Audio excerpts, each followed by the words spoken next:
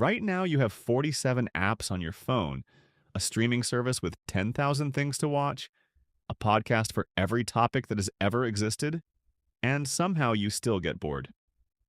So here's a question nobody thinks to ask. What did ancient humans do when they were bored?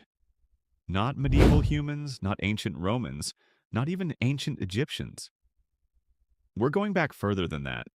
100,000 years, 200,000 years, back when there was no writing, no art, no music, no language as we know it, just people sitting there with nothing to do.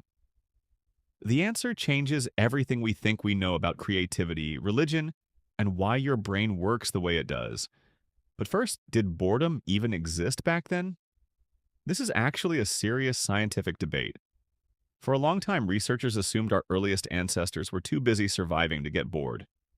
Every waking hour was hunting, foraging, building shelter. There was no downtime. But that assumption turned out to be wrong. Very wrong. In 1966, anthropologist Marshall Salins published a paper that flipped everything. He had spent years studying the Kungan people of the Kalahari Desert, one of the last groups on Earth still living something close to the original human lifestyle. What he found was this: they worked on average about 15 to 20 hours per week. That's it, not per day, per week. The rest of the time they rested, they talked, they sat, they did nothing in particular. Salins called them the original affluent society, not because they had stuff, because they had time, more free time than most modern humans ever get. So the question isn't whether ancient humans got bored. The question is, what happened when they did? Let's start with the obvious one. They played. This sounds simple. It isn't. In 2010, archaeologist Francesco Darro and his team studied a collection of shells found at a site in South Africa called Blomos Cave. The shells were 75,000 years old.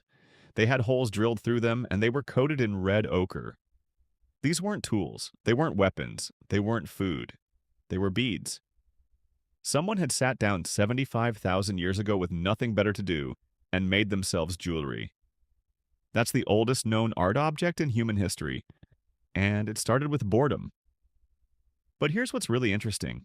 Making those beads would have taken hours, maybe days. Drilling through a shell with a stone tool, without electricity, without metal, without patience built by a lifetime of entertainment. That is a long afternoon, and they did it anyway, because the alternative was staring at the wall of a cave. Necessity didn't invent art. Boredom did. The same pattern shows up in music. In 2008, researchers excavating a cave in southern Germany found a flute. It was made from the bone of a vulture. It had 5 finger holes. It was 40,000 years old. Someone 40,000 years ago, before agriculture, before cities, before any civilization we would recognize, sat down and invented music. Not because they had to, because they had a free afternoon and a bird bone. And it turns out music is what the brain does when it has nothing else to process. Neuroscientist Daniel Levitin, who studies the origins of music, argues that musical ability is older than language. Our brains were wired for rhythm and melody before we could form complex sentences, because rhythm is pattern recognition, and pattern recognition kept us alive. But boredom didn't just invent art and music. It invented something far more powerful: